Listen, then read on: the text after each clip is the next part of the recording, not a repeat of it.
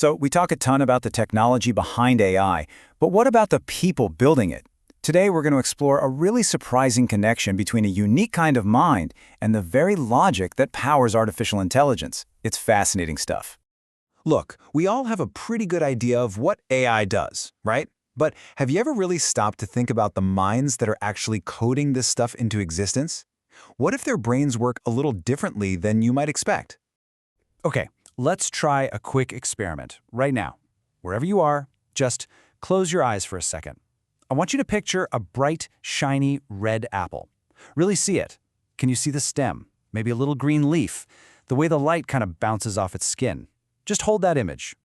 Okay, you can open your eyes. Now imagine this. What if, when I said picture an apple, you saw, well, nothing. Just darkness. But you'd still know exactly what an apple is. You know, it's a fruit, it's red, grows on trees, it's crunchy. You've got all the facts, all the concepts, just no mental picture. Well, that experience of having a blind mind's eye actually has a name. It's called aphantasia.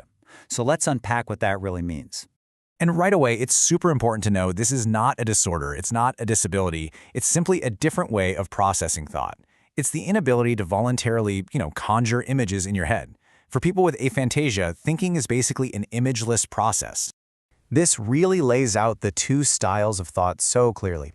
A visualizer, for instance, might remember a vacation by replaying these little mental snapshots of the beach. But someone with aphantasia, they might remember the facts.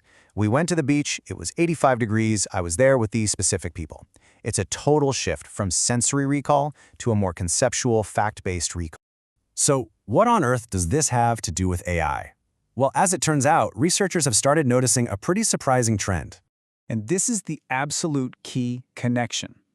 Research is suggesting that people who identify as aphantastic are found way more often in fields like science, technology, engineering, and math. The very heart of the AI world. And the data backs this up with a really clear pattern. You see this strong tendency towards STEM fields for folks with aphantasia, and a much, much lower number in careers that you'd think rely heavily on visual imagination, like the arts. It's almost like there's this natural sorting process happening, all based on cognitive style. Okay, so let's get into this, because this is the most counterintuitive, fascinating part of the whole thing.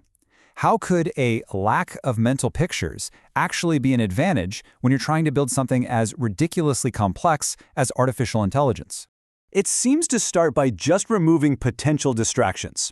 Without a mental image popping into your head, there's less visual noise, less emotional bias that might be tied to a picture. This frees up the brain to focus purely on abstract structures, the patterns, the systems, the relationships between concepts.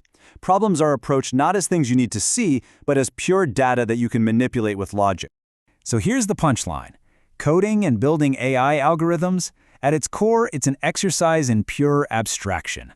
It's about building logical systems from the ground up. So an aphantastic mind, which is already naturally operating in this world of concepts and systems, it might just have a home field advantage. But this isn't just a cool fact about how some programmers think. It actually has much bigger implications for how we view intelligence and innovation as a whole. So the real takeaway here isn't that aphantasia is somehow better for coding. Not at all.